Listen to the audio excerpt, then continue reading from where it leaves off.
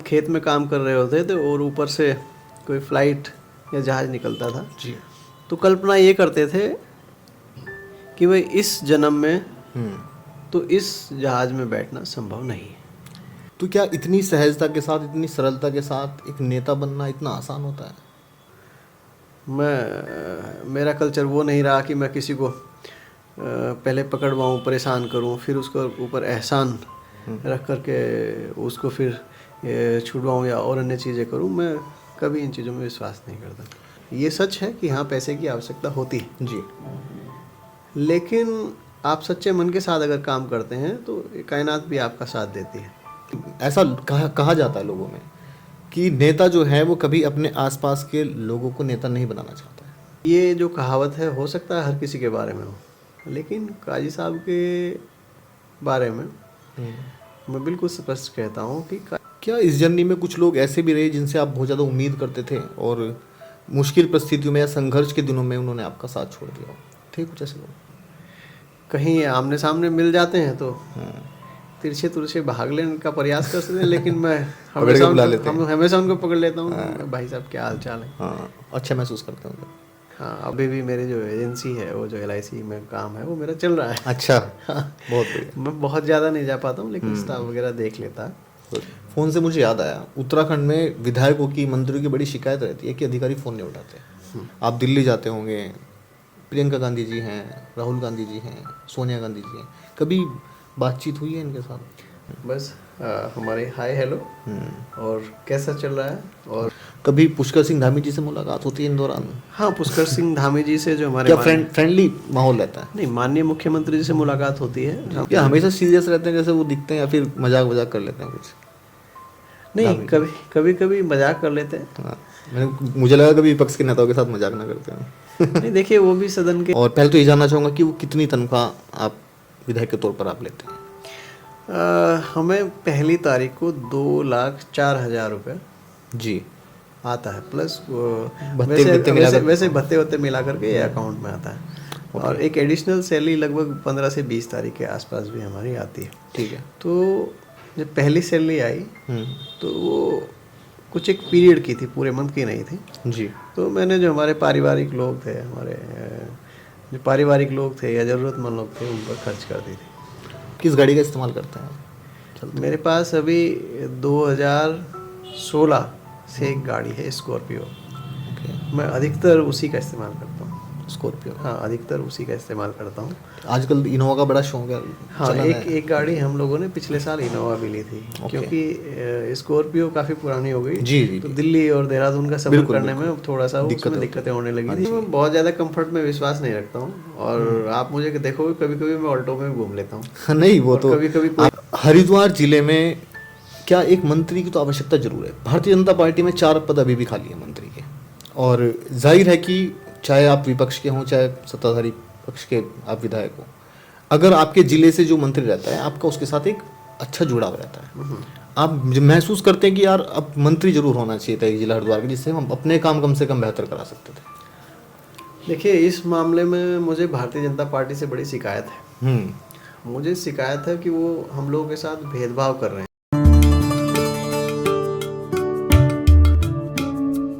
नमस्कार, बावरा मन विद हर्षवर्धन में आपका बहुत बहुत स्वागत है। दोस्तों, हर सपना जो आंखों में पलता है उसके पीछे एक कहानी होती है, और जब ये कहानी संघर्ष, मेहनत और मजबूत इरादों से पलती है तो ये ज़रूर उम्मीद के सहारे परवान चढ़ती है। आज हमारे खास मेहमान जो कि झबराड़ा के माननीय विधायक हैं वीरेंद्र जाती जी, उनकी कहानी भी कुछ ऐसी ही है। दरअसल उन्होंने सामान्य परिवार में जन्म लिया और इस युवा ने अपना जीवन यापन करने के लिए LIC एजेंट का काम किया, और आज ये झबरेड़ा के विधायक हैं। तो आइए हरिद्वार के इन खास व्यक्तित्व से हम आपको परिचित कराते हैं और कोशिश करेंगे कि इनके मन और आत्मा से जुड़ी असली बातें, गहरी सोच और उन जज्बातों को सामने निकाल कर लाएं जो इन्होंने अपने दिल के किसी कोने में छिपा रखा था। विधायक जी, बहुत बहुत स्वागत है आपका बावरा मन विद हर्षवर्धन में। आपने जी, थैंक यू। आपने LIC एजेंट से लेकर विधायक तक का सफ़र तय किया। किस तरह की चुनौतियां आपके सामने रही और उसके बारे में आप क्या कुछ कहेंगे? जी, कि LIC का मार्केटिंग का कार्य और ये जीवन जीने की कला जी। आपको सिखाता। और मैं मानता हूँ कोई भी मार्केटिंग का काम, इसमें खुशियाँ भी हैं, दुनिया भर के स्ट्रेसेस भी हैं, और जी। उसके साथ साथ उतार चढ़ाव सब चीज़ें इसमें हैं। और अगर देखा जाए तो जैसे हमारी जीवन रेखा चलती, तो जीवन को कैसे हम पूरा जीवन उतार चढ़ाव में व्यक्ति का गुजरता है, तो एक लिविंग ऑफ आर्ट जो है वो लाइफ इंश्योरेंस कॉर्पोरेशन। पारिवारिक पृष्ठभूमि किस तरह की रही आपकी इससे पहले? मतलब आपकी स्कूलिंग कहाँ से हुई, कॉलेज कहाँ से हुआ, ये बताइए। देखिए, पारिवारिक पृष्ठभूमि तो मैं आपके संज्ञान में लाना चाहता हूँ जी।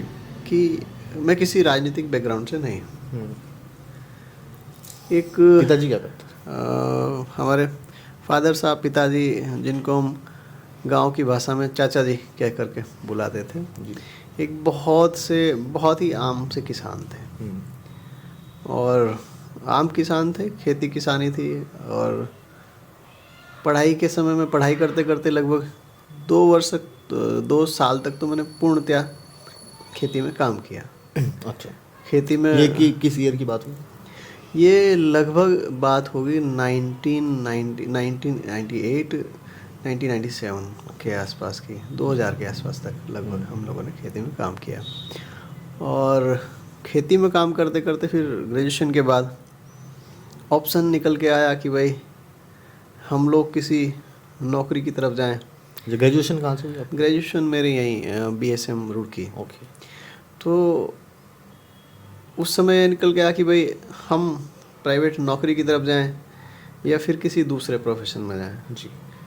तब एक हमारे जानकार थे, तो उनकी तरफ से हमें ऑफ़र आया कि LIC ज्वाइन कर लीजिए, मार्केटिंग सेक्टर LIC का ज्वाइन कर लीजिए। तो वो ज्वाइन किया और उसके सारे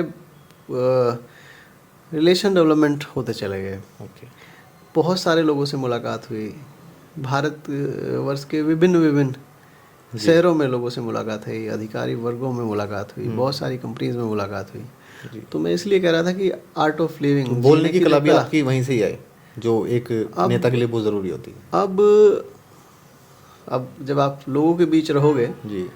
तो जाहिर सी बात है, जीवन एक सीखने की कला है। तो कहीं ना कहीं से आप लोगों में अगर आप में जिज्ञासा है, आपको सीखने की ललक है, तो सीखने के लिए बहुत कुछ मिलेगा।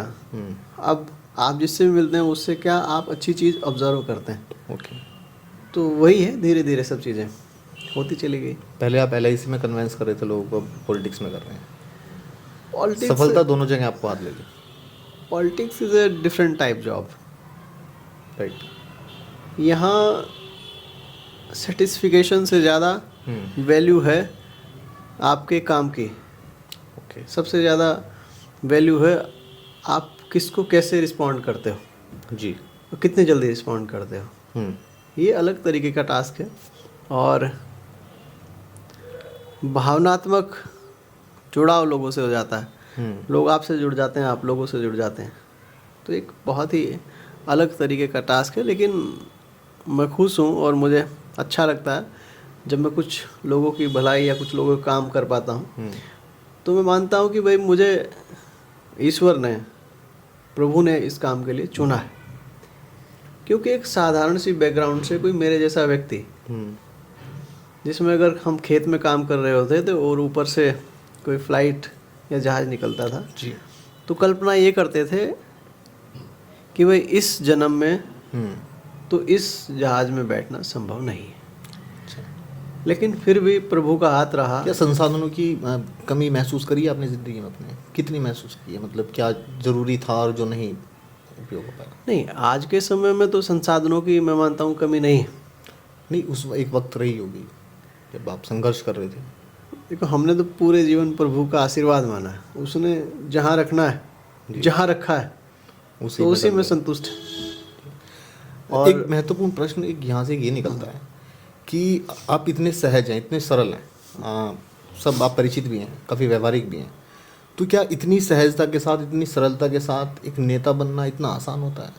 और ये जो उपलब्धि आपने हासिल की, यहाँ तक पहुँचने के लिए नेता को कई लोगों को कन्वेंस करना पड़ता है, और कन्वेंस ही नहीं, कई जगह अग्रेशन भी दिखाना पड़ता है, कई प्रपंच जिसको बोलते हैं आम साधारण भाषा में, वो करने पड़ते हैं। तो क्या देखिए, आपने आपने नाम लिया प्रपंच का। जी मैं छल प्रपंच इन सब के तो मैं बिल्कुल विरुद्ध हूँ, खिलाफ हूँ। ओके और मैं विश्वास रखता हूँ ट्रांसपेरेंसी में, पारदर्शिता में। जी हाँ या ना के रिलेशन, अगर किसी को कहना है तो स्पष्ट कह दो। क्योंकि अगर आप छल प्रपंच जितने ये सब सारी चीज़ें अगर इस्तेमाल करोगे तो आपके जीवन में दिमाग में इतनी उलझने हो जाएगी बिल्कुल बिल्कुल कि आप एक अलग दुनिया में चले जाओगे। तो मैं मानता हूँ स्पष्ट, और मेरी जितना भी पॉलिटिकल बैकग्राउंड अब तक रहा है, जी मैं साफ और स्पष्ट, मुझे वोट भी मांगना है तो सीधे मांगता हूँ। मेरा कल्चर वो नहीं रहा कि मैं किसी को पहले पकड़वाऊँ, परेशान करूँ, फिर उसको ऊपर एहसान रख करके उसको फिर छुड़वाऊँ या और अन्य चीज़ें करूँ। मैं कभी इन चीज़ों में विश्वास नहीं करता। क्या आज की राजनीति में पैसा का कितना आप मानते हैं कि रोल हो चुका है, इंटरफेरेंस कितना हो चुका है? एक नेता बनने के लिए इतने महंगे महंगे चुनाव होते हैं, आप भी जानते हैं। तो क्या सामान्य जो पृष्ठभूमि जिसकी रही हो, उसका इतनी सरल स्वभाव होने के बावजूद राजनीति में वो जगह और वो मुकाम हासिल करना, आप सोचते हैं कि प्रभु की तो कृपा रही है, लेकिन एक ऐसा गुण आपके अंदर या अपनाना चाहिए जिससे कि किस मतलब गुणों पर ध्यान देना चाहिए? देखिए, आपने राजनीति में बात की पैसे की, जी तो मैं आपके संज्ञान में ला दूं कि मैं पहले ही कह रहा हूं कि मैं तो एक आम से परिवार से बिल्कुल, तभी पूछ रहे हैं आपसे। हूं। लेकिन आम व्यक्तियों का जुड़ाव, लोगों से जुड़ाव, और जब आप सच्चे मन के साथ कोई काम करते हैं, ये सच है कि हाँ पैसे की आवश्यकता होती है, जी लेकिन आप सच्चे मन के साथ अगर काम करते हैं तो कायनात भी आपका साथ देती है। और मैं मानता हूँ पैसा वैल्यू रखता है, लेकिन पूरा वैल्यूएशन पैसे का ही हो, नहीं, ऐसा तो ये मैं नहीं मानता। बिल्कुल। क्या इस पूरी जर्नी में कभी आपको ऐसा महसूस हुआ हो कि हाँ अब मुझे शायद राजनीति में नहीं आना चाहिए था? कभी ऐसा महसूस हुआ हो? नहीं, कभी, क्योंकि बड़ी मुश्किलें, उलझनें बढ़ जाती हैं, जिम्मेदारियां बहुत बढ़ जाती हैं, कई बार परिवार का भी आपको सेक्रीफाइस बहुत चीज़ें करनी पड़ती होंगी। देखिए, इसमें परिवार के साथ सेक्रीफाइस तो चीज़ें करनी पड़ती हैं जी पहले का समय कुछ और था, बिल्कुल। लेकिन जब से आपने राजनीति में पैसे की बात की, तो लोगों ने हमें भावनात्मक रूप में जुड़ करके एक सेवक के रूप में, एक विधायक के रूप में 2022 में चुना। और हमेशा वो पिक्चर, वो लोगों का, एक तरीके से मैं एहसान शब्द कहूँ तो भी उचित ही है, और एक तरीके से मैं कहूँ जो लोगों की उम्मीदें थी, तो जिस उम्मीद के साथ हमें बनाया था, उन जिम्मेदारियों का बोझ हमेशा दिमाग पर, कंधों पर महसूस होता है। और हमने जो परिकल्पनाएं की थी, जी जैसे हम नए नए विधायक हुए, तो सरकारी सिस्टम में चीज़ों को सहजता से कर पाना, या चीज़ों को सहजता से करवा पाना, वो भी एक बड़ा टास्क होता है। बिल्कुल। चीज़ें सरल नहीं, लेकिन फिर भी ये संतोष है कि हमने अपना 100% दिया और हमने अपना बेस्ट किया। ये सबसे बड़ा संतोष दिमाग में है। तो क्या परिवार आपके, जब आपने ये निर्णय लिया होगा राजनीति में आने का, आप परिवार का लगातार आपको सहयोग मिलता रहा? कभी तो ऐसा हुआ होगा कि हाँ कभी झगड़े उत्पन्न हुए हों इस निर्णय में, या कोई घर वालों ने आपको सलाह दी हो कि अब इसमें रिस्क भी है और जिम्मेदारियां बहुत बढ़ जाएंगी, पर घर पे ध्यान नहीं दिया जाएगा, मतलब कुछ सलाह इस तरह की घर में हुई? नहीं, अभी तक तो ये रहा कि मैंने कोई भी डिसीजन अगर लिया, उसमें हमेशा परिवार ने साथ दिया, कभी कोई डिस्प्यूट्स नहीं हुए। हालांकि चीज़ें थोड़ी अनबैलेंस होती हैं, बिल्कुल, पर चीज़ों को मैनेज करना होता है, और एक सफल मैनेजमेंट भी परिवार को चलाने का एक, मतलब ये बैलेंस बहुत ज़रूरी है। हाँ, कि बैलेंस आप बहुत राजनीति का और परिवार का एक साथ लेके चलना। लेकिन हाँ, परिवार को समय का बड़ा अभाव राजनीति में हो जाता है, और ये सभी राजनेताओं के साथ है। बिल्कुल। अब तक की ज़िंदगी में आपका टर्निंग पॉइंट आप किस चीज़ को मानते हैं कि हाँ उस पॉइंट ने मेरी ज़िंदगी बदल दी? एक, मैं आपको राजनीति में आने की शुरुआत से ही बताता हूँ। 2015 के लास्ट में, लगभग जनवरी के आसपास, दिसंबर के आसपास जिला पंचायत के चुनाव हुए, तो हमारे कुछ साथी सहयोगियों ने कहा कि इसमें पार्टिसिपेट करना। मैंने मना किया, लेकिन साथी सहयोगियों की जीत थी तो हमने पार्टिसिपेट कर लिया। मतलब साथी सहयोगी का ही जीत थी या फिर हाँ, आपके खुद के भी कुछ? साथी ठीक, सहयोगियों की जीत ओके, थी। ओके। अब जो साथी सहयोगी कहने लगे जी। तो हमने सोचा कि चलो पार्टिसिपेट करते हैं। अच्छा, आप 2015 में पहली बार राजनीति में आए? हाँ 16। अच्छा, हाँ 2015 लास्ट ठीक है। में। और ये 16 की बात कर रहे हैं? तो पार्टिसिपेट कर लिया और पार्टिसिपेट करते समय ये मन में था कि इनकी इच्छा भी पूरी हो जाएगी, वो फॉर्म भर देंगे, पर्चा भर देंगे, उसको फिर वापस ले लेंगे 5-7-10 दिन में ना। अच्छा, बोल देंगे कि भाई एकदम राजनीति में आना उचित नहीं है, अच्छा, मतलब मान रखने के लिए? मान रखने के लिए। जी, ठीक है। लेकिन फिर चीज़ें क्या हुआ कि उसको हमें कंटिन्यू करना पड़ गया।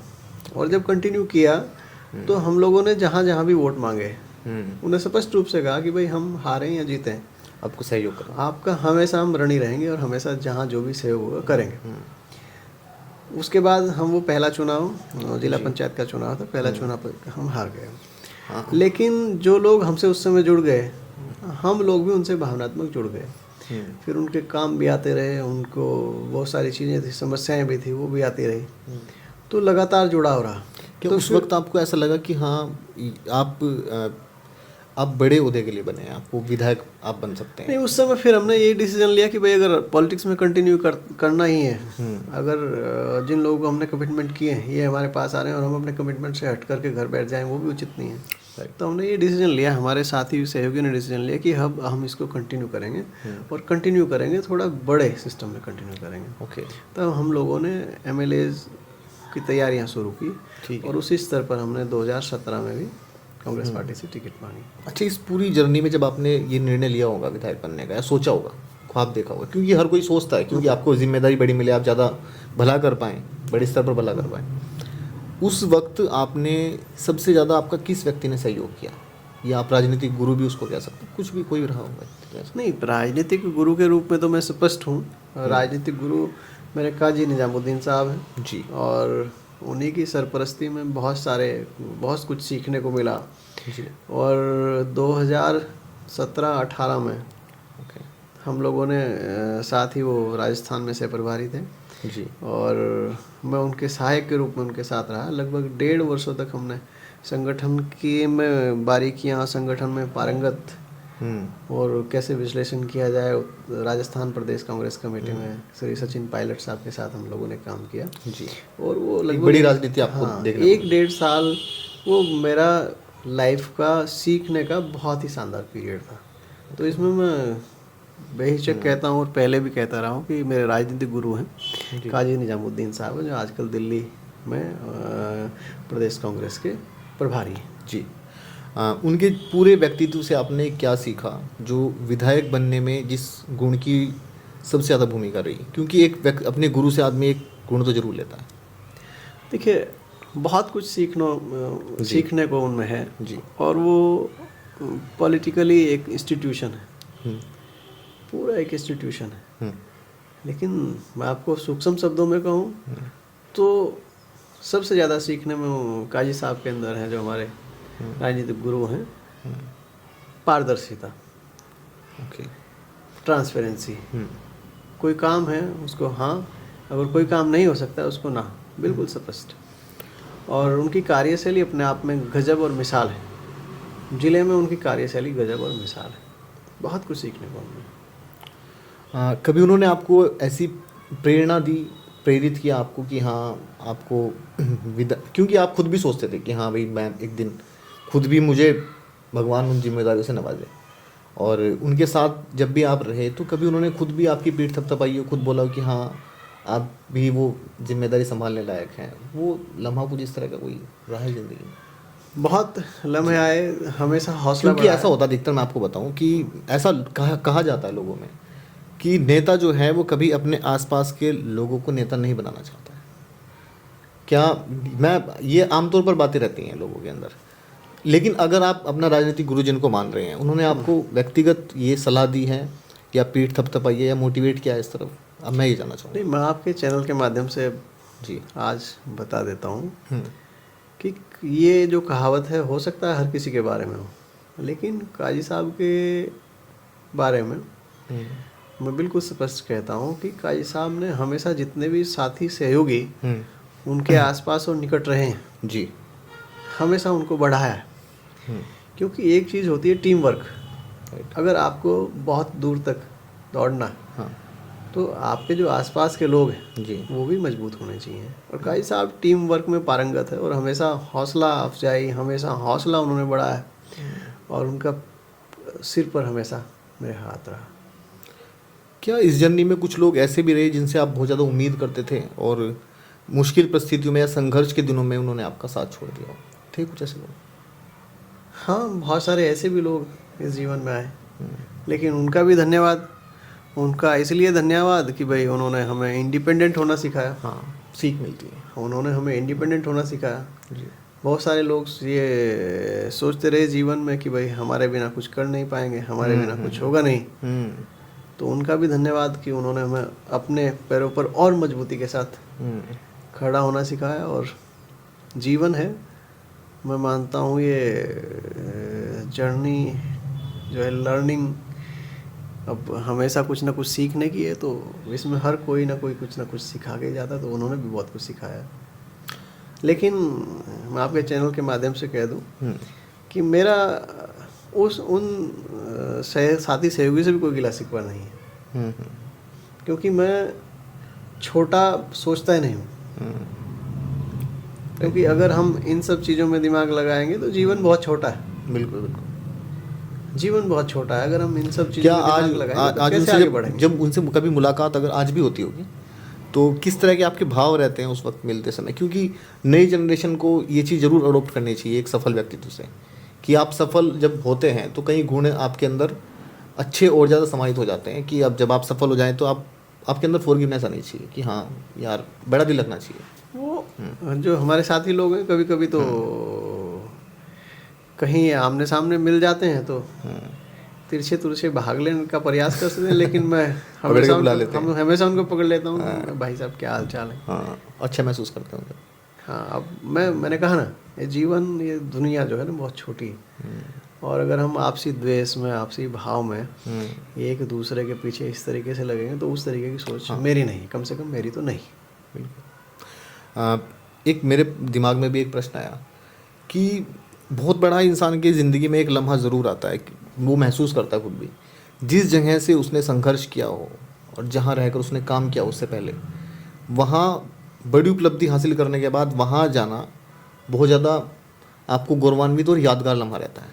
तो LIC एजेंट, जिस ब्रांच में आप LIC एजेंट थे और विधायक बनने के बाद ज़रूर आपको आमंत्रित किया होगा, उस वक्त आपको क्या, मतलब उस वक्त के बारे में जानना चाहते हैं, क्या रिएक्शंस थी आप? पहले तो मैं आपको करेक्ट कर दूं कि मैं अभी भी, मेरी जो एजेंसी है, वो जो LIC में काम है, वो मेरा चल रहा है। अच्छा, बहुत बढ़िया। मैं बहुत ज़्यादा नहीं जा पाता हूँ, लेकिन स्टाफ वगैरह देख लेता है। और जितने भी इवेंट्स होते हैं या जितने भी उनके हमारे ऑफिस के मैरिज फंक्शन वगैरह सब होते हैं, मैं मैक्सिमम में लगभग सभी में पार्टिसिपेट करता हूँ, और वहाँ से मेरी यादें जुड़ी हैं, और लगभग सब लोग जो है पारिवारिक हैं, और वो मेरा अलग अलग तरीके से सहयोग करते हैं। ठीक है। तो मैं उस संस्थान से कभी अछूता नहीं रहा। कभी तब भावुक भी हुए जब जब जिक्र कर रहा हूँ विधायक बनने के बाद, जब आप ब्रांच में कभी गए, तो उस वक्त क्या भावनाएं किस तरह से उमड़ कर आती हैं आपके अंदर? भावनाएं तो देखो, पारिवारिक लोग हैं, वहाँ रह कर के हम आर्ट ऑफ लाइफ सीखें जी, तो हमारी भावनाएं तो वहाँ जुड़ी हुई हैं, और भावनाओं को संभाल लेना ये अच्छे व्यक्तित्व की पहचान भी है। क्या आज भी, मतलब जितने भी लोग LIC से जुड़े हुए हैं, आपको देखकर मुझे ऐसा लगता है कि बहुत ज़्यादा कनेक्टेड महसूस करते हैं कि हाँ यार, ये हमारे बीच का इंसान, हाँ, विधायक तक का जिन्होंने सफ़र तय, क्योंकि बहुत कम एग्जाम्पल है। सबसे बड़ी जिम्मेदारी इसलिए बढ़ जाती है, और मैं कहता हूँ परिवार को समय देना, सब चीज़ों को बैलेंस रख पाना, या मैं खुद में जो अपने ऊपर जो दबाव महसूस करता हूँ कि मुझे मेरे LIC के करियर में ही नहीं, आम जीवन में भी, अब पॉलिटिकल करियर में भी सब लोग अपना हिस्सा समझते हैं, क्योंकि मैं लोगों से बहुत सारे लोगों से सीधा जुड़ाव मेरा है जी। तो उनकी जिम्मेदारियाँ, उनके कामों की जिम्मेदारियाँ मैं खुद पे महसूस करता हूँ, और इसी के अनुरूप मैं कार्य करने का भी प्रयास करता हूँ। क्या आज के वक्त में जब डिजिटल सब कुछ हो रहा है, दिन भर इतनी ब्रेकिंग्स आपके फ़ोन में आती होंगी, और छोटी छोटी खबरें इतनी इकट्ठी हो जाती हैं, हर व्यक्ति डायरेक्ट संपर्क कर सकता है, क्योंकि पहली राजनीति में ऐसा नहीं हुआ करता था। आप कहीं ना कहीं अपने इमोशंस भूल जाते हैं, या फिर लाइफ इतनी बिजी हो गई है अब कि भाई जो असली भावनाएं इंसान की हैं वो शायद उतनी गूढ़ नहीं रह गई। कभी महसूस होता है ऐसा कि हाँ यार इतना उलझ गए क्योंकि यहाँ से आप पीछे कदम नहीं उठा सकते, अब आपको आगे बढ़ना है जिम्मेदारी से। इसमें मैं कहूँ कि भाई उलझना तो सब प्रयोग करना उचित नहीं होगा, क्योंकि ये हमारा पार्ट ऑफ वर्क है, ये हमारे कार्य का, हमारी राजनीतिक सेवाओं का एक हिस्सा है। कोई भी कंप्लेन हमारे पास व्हाट्सएप के माध्यम से या फ़ोन के माध्यम से आए उसको अटेंड करना, कोई कॉल आ गए हैं तो उनको फिर हम मीटिंग में किसी कारण से तो उनको वापस करना, या हमारा स्टाफ फ़ोन को अटेंड करके उनकी कंप्लेन नोट करके फिर उनको वापस कॉन्टेक्ट करना, यही हमारा काम भी है और यही हमारा पार्ट भी है। इसको हम बखूबी निभाते हैं और लगभग फ़ोन उठाना और फ़ोन पर रिस्पॉन्ड करने का मेरा मैक्सिमम प्रयास रहता है। मैं अपनी तरफ से हमेशा प्रयास करता हूँ कि अगर कोई कॉल भी आ गई तो उसको मैं वापस कर लूँ। फ़ोन से मुझे याद आया, उत्तराखंड में विधायकों की, मंत्रियों की बड़ी शिकायत रहती है कि अधिकारी फ़ोन नहीं उठाते, या ये कहें कि हाँ विधायक सही तरीके से उनसे काम नहीं ले पाते, कुछ भी कह सकते हैं। लोग अपने तरीके सोचते हैं और नेता अपने तरीके सोचते हैं। आपकी कनेक्टिविटी, आपका जो तरीका है काम कराने का और यह गुजारिश करने का जो भी है, क्या रहता है कि आपको रिस्पॉन्स कैसा मिलता है अधिकारियों से? देखिए, मेरे मामले में मुझे कभी ऐसा महसूस नहीं हुआ कि किसी अधिकारी ने फ़ोन ना उठाया। कभी कभी हो जाता है कि अधिकारी कोई मीटिंग में अगर किसी कारण से फ़ोन नहीं उठा पाया, तो लगभग मैक्सिमम केसेस में फ़ोन वापस आ जाता है। और अगर कुछ का टास्क या काम दिए भी हैं तो मैं मानता हूँ मेरे हिसाब से तो सब ठीक है, मुझे किसी से कोई इस तरीके की कोई शिकायत नहीं। सभी लोग रिस्पॉन्ड करते हैं। कोऑर्डिनेशन अच्छा रहा है। हाँ, कोऑर्डिनेशन अच्छा है, सभी लोग रिस्पॉन्ड करते हैं। और इवन अगर कोई, अब तक तो मुझे कोई याद नहीं है कि किसी ने ठीक रिस्पॉन्ड ना किया। किसी को भी अगर कुछ काम बोला है तो उसने ठीक, क्योंकि भाई हम अपने काम थोड़े ही बता रहे हैं, हम तो हमारे क्षेत्र की जनता के मुद्दे बता रहे हैं और उनका दायित्व है, अधिकारियों की जिम्मेदारी कि वो उनको गंभीरता से ले और वो काम करें। अगर कोई अधिकारी फ़ोन नहीं उठा रहा है या सब ऐसे कुछ लोगों की, हमारे पॉलिटिकल लोगों की शिकायतें होती हैं, कभी कभी मेरे भी संज्ञान में आई, तो मेरे साथ ऐसा कुछ नहीं है।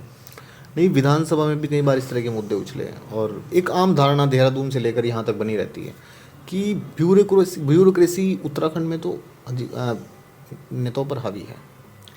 आपने मेरे पर्सनली बारे में पूछा तो मैं बता रहा हूँ कि हमेशा अधिकारी फ़ोन उठाते हैं और रिस्पॉन्ड भी करते हैं। तो मेरे साथ तो सबके अपने वर्किंग कार्यशैली है जी। तो अधिकारी फ़ोन भी उठाते हैं, काम करके बताते भी हैं। क्या कभी ऐसा महसूस हुआ कि हाँ सरकार हमारी होती तो मैं क्षेत्र के लिए बड़ा कुछ कर सकता? देखिए, इसमें कोई दो राय नहीं, ऐसा तो मैं महसूस करता हूँ। मैं इसलिए भी महसूस करता हूँ, अभी हम यहाँ जहाँ पर हम लोग बैठे हैं, ब्रॉडकास्ट चल रहा है जी, यहाँ के लिए हमारी विधानसभा का क्षेत्र है, यहाँ के लिए माननीय मुख्यमंत्री जी से घोषणा के अनुरूप हमने 7.5 करोड़ रुपए का प्रोजेक्ट बनवा करके सड़कों और जल निकासी का भेज रखा था। ठीक है। लेकिन माननीय मुख्यमंत्री जी उस प्रोजेक्ट को करने के लिए अब तक मौन है। कई बार का जेन्युइन समस्या है। एक तो ये होता है कि भाई आप अपग्रेड चीज़ों को और अपग्रेड कर रहे हैं, लेकिन यहाँ पर तो बेसिक चीज़ों का ठीक होना भी आवश्यक है जी। तो 7.5 करोड़ रुपए तक सरकार नहीं दे रही है और लोगों के सामने घरों के जल भराव है। अब बेबसी है कि आप मतलब चाह कर कोशिश करके भी कुछ चीज़ें नहीं हो पाती, ये तो मैं मानता हूँ। सरकार होती तो वो संभव हो पाता। हाँ, सरकार होती तो मैं मानता हूँ कि हम और ज़्यादा कॉन्फिडेंस के साथ काम कर पाते। विधानसभा में कोई ऐसा काम बड़े स्तर पर जो बदलाव आप चाहते हैं, या फिर कोई बड़ा ऐसा विकास जिसको लोग याद रखें भविष्य में कि हाँ वीरेंद्र जाति जी ने किया? देखिए, हम लोग काफ़ी चीज़ों में प्रयास कर रहे हैं। मैं कुछ एक उपलब्धियाँ भी हैं जो हमारे यहाँ हुई हैं। हमारा एक तो मंगलौर से लेकर के झवेड़ा बीरपुर सड़क मार्ग जो था, आपने भी देखा होगा, बहुत ही जर्जर अवस्था में था जी। जब हम आए, विधानसभा की हालत जो थी वो बड़ी, कई जगहों पर बड़ी खस्ता। बिल्कुल। तो वो रोड जो है आज के समय में बहुत अच्छा हो गया है। अब उसका मैं आपको और बता दूं कि उसके चौड़ीकरण के लिए हम लोग प्रयास कर रहे हैं। अभी रास्ता बेहतर है, लेकिन उस पर ट्रैफिक भविष्य में और ज़्यादा होगा, तो उसके चौड़ीकरण की पहले ही तैयारियां हम लोगों ने प्रस्तावित कर रखी हैं। और कई कार्य हैं जो विधानसभा में लंबित थे। एक हमारा झबरेड़ा में सरकारी अस्पताल का उच्चीकरण बहुत दिनों से पेंडिंग चला रहा था जी। आज के समय में लगभग 10 करोड़ रुपए के आसपास, 9.5-10 करोड़ रुपए की लागत से उसमें कंस्ट्रक्शन का काम जो है वो चल रहा है। दूसरा कार्य विधानसभा के लिए हुआ। वो 4 मंजिला अस्पताल है, उसमें ही MBBS डॉक्टर और अन्य तरीके की सुविधाएं जो हैं जल्दी ही भविष्य में, मेरे ख्याल से मैं मानता हूँ लगभग 1 साल के अंदर वो सारी सुविधाएं झबरेड़ा के परिक्षेत्र को मिलेंगी। ठीक है। एक हमारा रोडवेज बस स्टैंड जी, जो कि झबरेड़ा में प्रस्तावित है, उस पर भी कार्य चल रहा है और मैं मानता हूँ उस पर भी हम लोग जल्दी ही सफलता के नज़दीक होंगे। एक हमने अभी माननीय मुख्यमंत्री जी की घोषणा में एक बालपुर से खाताखेड़ी सरगड़ी मार्ग का चौड़ीकरण और सुदृढ़ीकरण का कार्य जो है जी, उसको भी अभी माननीय मुख्यमंत्री जी की घोषणा में जगह मिल गई है और वो भी प्रस्तावित है। मैं मानता हूँ कि निकट भविष्य में हम उसको भी पूरा कर देंगे। ठीक। कई जगहों पर हमने स्टेडियम की मांग कर रखी है, तो कई बहुत सारी चीज़ें हैं जो अभी होनी। और एक और बहुत महत्वपूर्ण सड़क है आसफ नगर रेगुलेटर से तासीपुर लाठड़देवा दोनों नहरों के बीच वाला जो सड़क मार्ग है, वो हमने उत्तर प्रदेश सिंचाई विभाग से कह करके बनवा लिया था, लेकिन उसमें क्या एंडुलेशंस बहुत हैं। तो अभी हमने सरकार से माननीय मुख्यमंत्री घोषणा में उसके प्रेस की रोड और उसके बराबर में ड्रेनेज का सिस्टम, मतलब ताकि स्मूथली उस पर ट्रैफिक चल सके, बहुत अच्छे अपग्रेडेशन की रोड के लिए मांग कर रखी है। मैं मानता हूँ हमारा टारगेट उसको भी बनाने का है। और स्कूलिंग के लिए हमें स्कूलिंग बेहतर करनी है। हमने लगभग 15 स्कूलों की माननीय मुख्यमंत्री जी के जो महत्वपूर्ण 10 कार्य थे उसमें मांग कर रखी है कि हमारे कुछ स्कूलों को आप अपग्रेड करके एकदम डिजिटल कर दीजिए। इसमें हमें सफलता मिली है। एक स्कूल के लिए सालियर में लगभग 53 लाख रुपए का सैंक्शन अभी हुआ है और उस पर जल्दी ही कार्य चलेगा। और वो स्कूल हमें बहुत ही आधुनिक। क्या बदलाव, मुख्य बदलाव क्या है? मुख्य बदलाव तो सभी उसमें डिजिटलाइज होगा, डिजिटल स्क्रीनें लगेंगी और जितने भी स्ट्रक्चर के कार्य हैं और जितने भी आधुनिक सॉफ्टवेयर हैं, हम चाहते हैं कि जो बेसिक शिक्षा है जी, बेसिक शिक्षा सही हो, ताकि बेसिक शिक्षा अगर सही होगी तो ऊपर तक की शिक्षा में या बच्चों के जीवन पे फर्क पड़ेगा। और मूलभूत जो सुधार है वो आवश्यक है और मूलभूत सुधार की तरफ वो पहला कदम है। एक मॉडल की तरह आप उसको मॉडल की तरह। और हमने पायलट प्रोजेक्ट के तौर पे अभी 2 लाइब्रेरीज जी भी बनाई। वो मेरे ख्याल से अभी 1-2 महीने में वो एक लाइब्रेरीज भी बन करके तैयार हो जाएंगी, जहाँ बच्चे अपनी तैयारियों के लिए, तैयारियों से मेरा तात्पर्य सरकारी नौकरियों की तैयारी, स्टडी की तैयारी, एक गदरजुड्डा में है, एक शेरपुर खेल मऊ में। ठीक। लगभग कंस्ट्रक्शन सहित फर्निश्ड सहित लगभग 22-23 लाख रुपए की, लगभग 45-46 लाख रुपए की लागत से वो लाइब्रेरी जो है तैयार हो गई। जब आप विधायक बने और इतनी जिम्मेदारी आप निभा रहे हैं, आप अभी भी बता रहे हैं इतने काम आप करना चाहते हैं विधानसभा के अंदर, इतने प्रोजेक्ट्स पर काम चल रहा है, तो ठीक है ये सब हम विकास की बातें, लेकिन कभी सुकून मिलता है जब आप जिन नेताओं को आप टीवी की स्क्रीन पर देखते थे और देखते हुए बड़े हुए, कभी उनके साथ बैठने का मौका मिला होगा आपको अपने विधायक के पूरे काल में? आप दिल्ली जाते होंगे, प्रियंका गांधी जी हैं, राहुल गांधी जी हैं, सोनिया गांधी जी हैं, कभी बातचीत हुई है इनके साथ? हाँ हुई है। हमारे आदरणीय नेता श्री राहुल गांधी जी, जब हम राजस्थान के दौरे पर थे कई बार मुलाकात हुई जी। दिल्ली में 1-2 बार भेंट हुई और प्रियंका गांधी जी से भी 1-2 बार मुलाकात हुई। जितने भी हमारे नेतागण थे, अच्छा लगता है, अपने नेताओं को कौन नहीं चाहता। नहीं, मैं वो बात अच्छा तो लगता ही है, खैर उसकी तो कोई कल्पना भी नहीं कर सकता, लेकिन वो मैं ये पूछना चाह रहा हूँ कि जिनको हम स्क्रीन पर देखते थे, जब उनके साथ बैठते हैं या बातचीत करते हैं, उस वक्त की क्या अनुभूति होती है आपको कि कितना, जब आपको लगता होगा कि हाँ कभी इनसे मिलने का मौका मुझे मिलेगा, तो आप काफ़ी कंफ्यूज रहते होंगे कि हाँ क्या बात करें, है ना, क्या ना करें, वहाँ जाकर आप क्या कितना कंफर्टेबल? का जी, धन्यवाद करता हूँ कि भाई ईश्वर वाले ने, ऊपर वाले ने बहुत दिया और वहाँ तक पहुँचाया। क्या बात हुई आपकी राहुल गांधी से, कुछ अंश बताना चाहेंगे आप? नहीं, बहुत ज़्यादा डिस्कशंस नहीं हुए, बस हमारे हाय हेलो और कैसा चल रहा है और भविष्य में क्या क्या प्लान्स हैं, उन पर छोटे मोटे डिस्कशंस हुए। क्या एनर्जी, कितनी एनर्जी रखते हैं राहुल गांधी? राहुल गांधी जी बहुत एनर्जेटिक और शांत और बेहतरीन स्वभाव के व्यक्ति हैं। मैं मानता हूँ अगर उनसे कोई भी एक बार मिल लेगा तो उनका फैन हुए बिना तो नहीं रह सकता। ठीक है, क्योंकि अभी वो भारत जोड़ो यात्रा पर थे और मुझे ऐसा लगा पर्सनली कि जिन लोगों से वो मिल रहे थे, जिस भाव के साथ एक एक्सपोजर दिया गया, ज़रूरी तो नहीं है कि वो सब भाव सिर्फ दिखावटी हों, है ना। कुछ भाव ऐसे भी होते हैं जो ना चाहते हुए भी आपको दिख जाते हैं, समझ आ जाते हैं। और इसलिए मैंने वो करीब से जानने का प्रयास भी कर रहा था कि हाँ, उनके व्यक्तित्व में क्या इतनी सरलता है, क्या इतने सहज हैं वो आम लोगों से मिलते वक्त।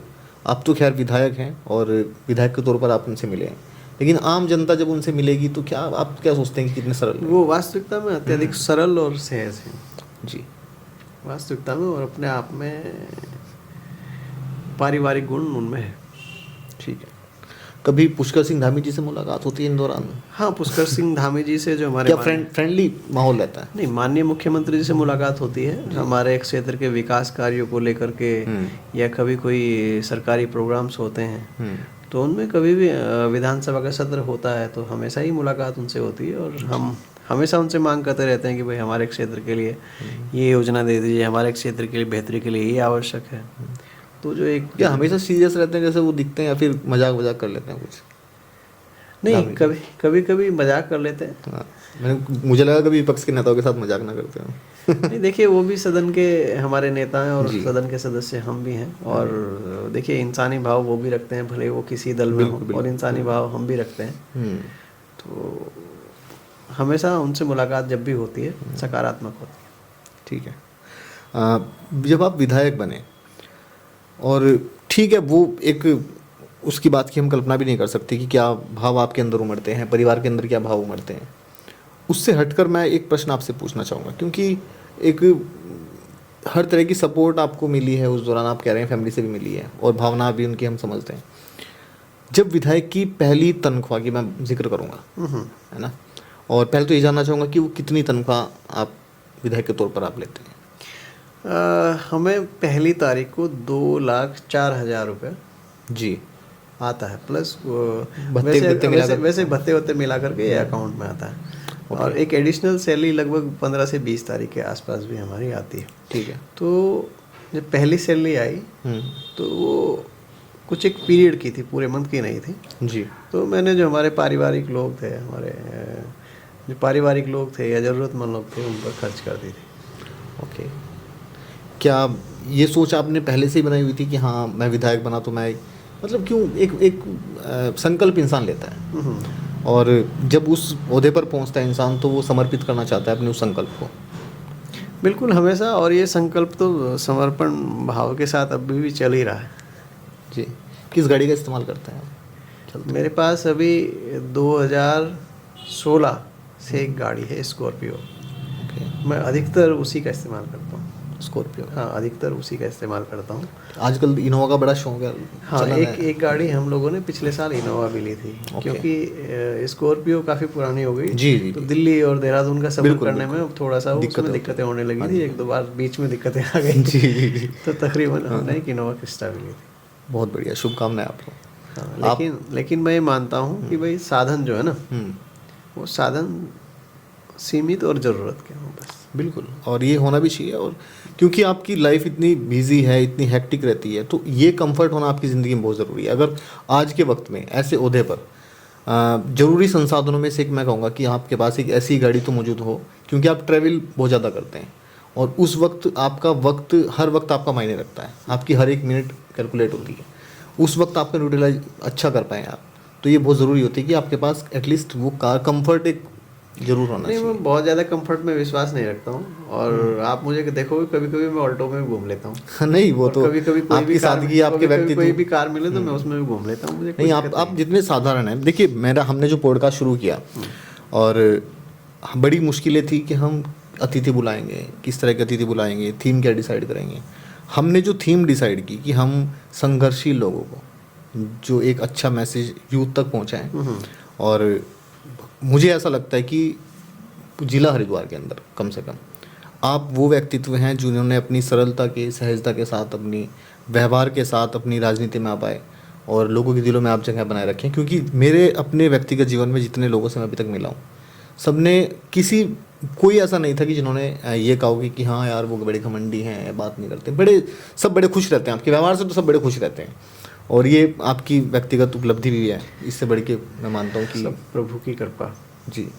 और आपकी विधानसभा का हिस्सा भी हम हैं, तो बतेरी चर्चा रहती है आपकी सादगी की। खैर, आप बोल्टो की बात कर रहे हैं, आप तो बाइक से, स्प्लेंडर से कहीं भी घूम ले, आप तो इतने साधारण हैं आप। ये हमारी विधानसभा के हिस्से में हम लोग प्रेम नगर कृष्णनगर में जहाँ बैठे हैं, तो अभी एक बड़ी समस्या आई जल भराव को लेकर के, तमाम लोग धरने पर बैठे हैं। हाँ जी, तमाम लोगों ने, हाँ ये बड़ी मीडिया में रही है आजकल, मीडिया में रही, हम लोगों ने भी डिस्कशंस किए, जो हमारी कोर टीम थी उसमें डिस्कशंस किए। हमारे पास दो चीज़ें थी, या तो हम भाग लें मतलब भाग जाएं, दूसरा है हम भाग लें या हम पार्टिसिपेट करें। तो हमारा हमेशा ही रहता है कि हम दूसरे वाला जो भाग लें, पार्टिसिपेट करने वाला, हम उसमें विश्वास रखते हैं। हमने तुरंत कभी जनता का दबाव आ जाता है आपके ऊपर, जिस तरह से विरोध प्रदर्शन कर रहे हैं आजकल लोग, क्योंकि कुछ मेरे अपने हिसाब से एथिक्स होने चाहिए, है ना? नहीं, देखिए, विरोध प्रदर्शन जब होता है, कभी कभी क्या होता है कि हम सर्वव्यापी तो नहीं है, कभी कभी कुछ जगह या कुछ चीज़ें हमसे चूक जाती हैं। और अगर कोई विरोध प्रदर्शन हो रहा है या कोई सवाल उत्पन्न हो रहे हैं या मीडिया में हमसे पूछा जा रहा है, तो मैं मानता हूँ कि वो हमारे लिए लर्निंग का साधन है, हमारे लिए वो, हमारे पास वो टास्क आ गया। अब हमारा अगला टास्क ये हो कि हम उसको कैसे हल करें। तो अगर ऐसी समस्याएं और चीज़ें आती हैं तो वो मुझे तो विचलित नहीं करती हैं। मैं तो फिर उसका तुरंत समाधान देखता हूँ कि इसका हम समाधान क्या कर सकते हैं। जैसे ही कृष्णनगर में धरना प्रदर्शन की समस्याएं आई जी, हालांकि मैं आपको बता दूं कि हमने जनवरी फरवरी में भी यहाँ पाइपलाइन डालने का प्रयास किया था, लेकिन लोगों ने विरोध कर दिया था। इन्हीं लोगों ने जो विरोध किया, तो अब लोग जब आंदोलनरत हुए तो हमें भी लगा कि अब ये ठीक हो गया कि अब लोग काम यहाँ चाहते हैं। तो हमने तीसरे ही दिन नगर आयुक्त और संबंधित अधिकारियों से बात करके, जो हमारे जॉइंट मजिस्ट्रेट साहब, उनसे बात करके जी, उसके समाधान की तरफ हमने चीज़ों को बढ़वा दिया था। और मीडिया के माध्यम से आपको पता चला होगा कि हमने 20 दिन का समय मांगा था कि हम यहाँ 20 दिन के अंदर काम शुरू करा देंगे जी।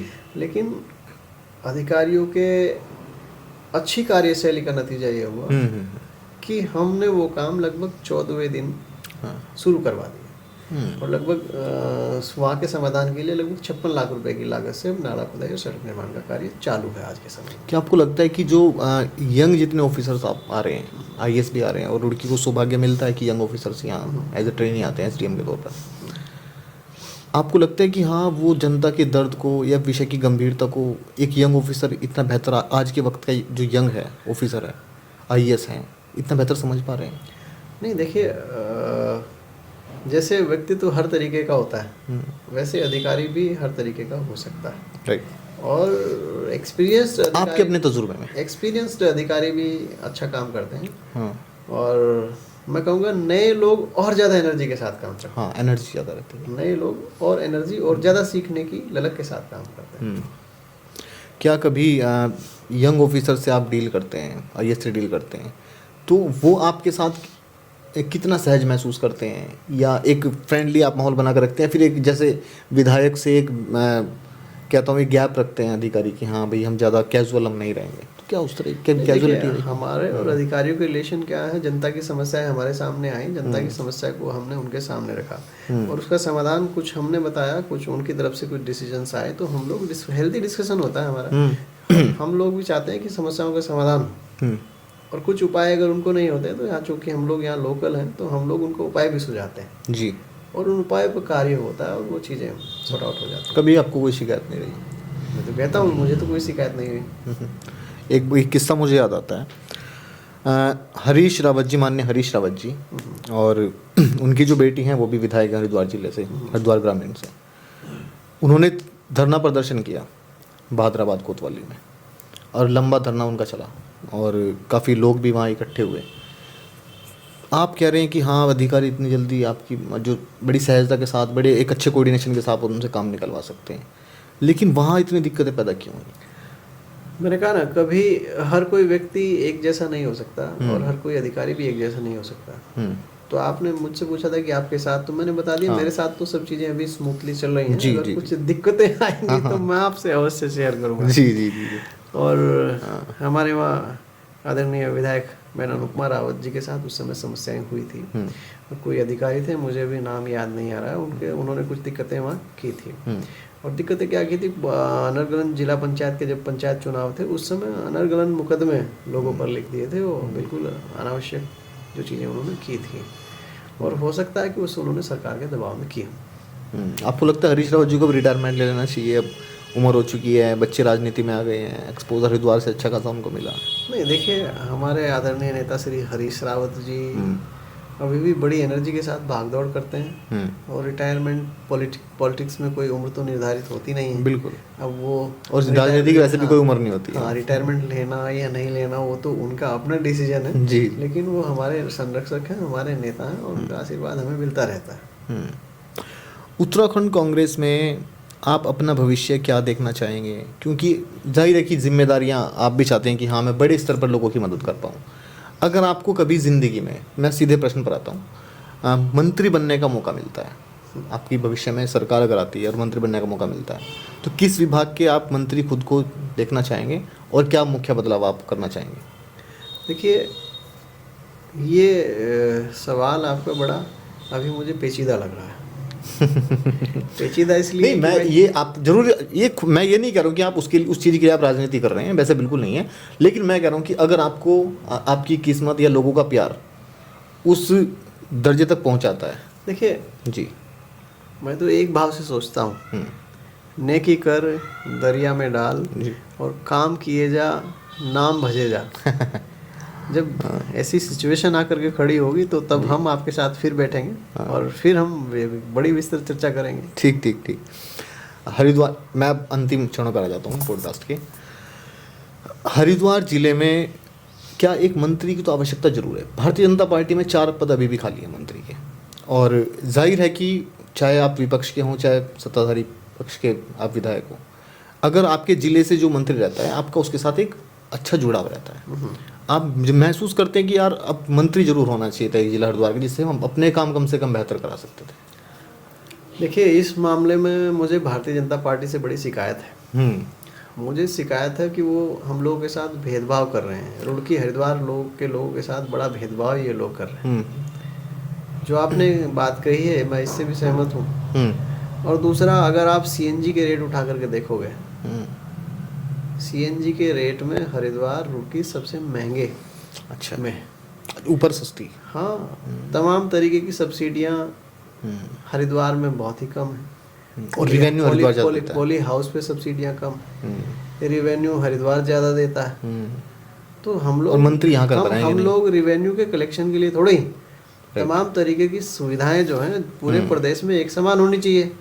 सीएनजी का रेट एक समान होना चाहिए, जब डीजल पेट्रोल के रेट जो हैं पूरे प्रदेश में समान है। तो यहाँ से क्यों लोगों का आप ये सरकार खून चूसना चाहती है, ये आज तक मैं नहीं समझ पाया। मैं मंत्री पर आ रहा हूँ, मंत्री का जवाब नहीं दे रहे आप। नहीं, क्या जरूरत महसूस होती है कि हरिद्वार जिले में? नहीं, देखिए भेदभाव में ये भी शामिल है। देखिए हरिद्वार जिले में ये भी इफेक्ट है, अगर यहाँ के मिनिस्टर्स होंगे तो जाहिर सी बात है तरक्की यहाँ होगी। बिल्कुल। तो मैं मानता हूँ भारतीय जनता पार्टी की सरकार को इस तरफ ध्यान देना चाहिए। 4 पद अभी भी खाली कर रखे हैं। खैर, अब हम अंतिम प्रश्न पर अपना जाते हैं। जिंदगी का सबसे कठिन फैसला आपका कौन सा रहा? जिंदगी का सबसे कठिन फैसला, अब मैंने हमेशा फैसले लिए, बहुत ज़्यादा सोचा नहीं, अब फैसलों पे फिर हमने काम किया, तो मुझे तो अभी तक कोई फैसला कठिन नहीं लगा, क्योंकि फैसला ले लिया और उसके बाद फिर उस पर काम किया। मतलब आपकी जो आत्मा ने गवाही दी आपने? हाँ, अंदर से भीतर से जो आवाज़ आई वो डिसीजन लिया और डिसीजन लेकर के उस पर काम किया जी। और बहुत सारे लोगों ने तो मुझसे कुछ डिसीजंस की अपेक्षाएं भी नहीं की थी, लेकिन समय के अनुरूप बहुत बड़े बड़े स्ट्रिक्ट डिसीजन भी लिए और बड़े स्ट्रिक्ट डिसीजन लेकर पे भी उन पर काम किया। और जैसे कि सबसे कठिन फैसला? बहुत सारे डिसीजन से फिर किसी दिन आपको बताएंगे। नहीं, आप जिक्र कर सकते हैं। नहीं, फिर किसी दिन आपको बताएंगे। ठीक है, आप संभावना व्यक्त कर रहे हैं, हम दोबारा जरूर बैठेंगे, है ना। खैर, आपने अपनी पूरी ज़िंदगी से आपने अभी तक के सफ़र में क्या सीख ली? देखिए, अगर बहुत ही कम शब्दों में कहा जाए तो पूरी लगन, ईमानदारी और समर्पण भाव के साथ अगर आप किसी भी फील्ड में, किसी भी क्षेत्र में आप मेहनत करोगे, किसी भी क्षेत्र में आप काम करोगे, तो निश्चित रूप से सफलता आपको अवश्य मिलेगी जी। और सफलता और असफलता में मात्र बहुत थोड़ा सा फर्क होता है। बहुत सारे लोग हैं जो यहाँ से आकर के हाथ हार करके वापस आ जाते हैं। अगर थोड़ा सा एफर्ट्स और कर दें और थोड़ा सा एफर्ट्स और जोर लगा दें तो निश्चित रूप से सफलता उनको अवश्य मिलेगी। और सफलता का कोई शॉर्टकट नहीं होता। हाँ, day by day, day by day, day by day, क्योंकि आजकल रील्स का जमाना है, लोग चाहते हैं शॉर्ट में सब कुछ चल रहा है, तो आप कह रहे हैं कि शॉर्टकट कुछ नहीं होता सफलता का। शॉर्ट में सफलता के चांसेस बिल्कुल।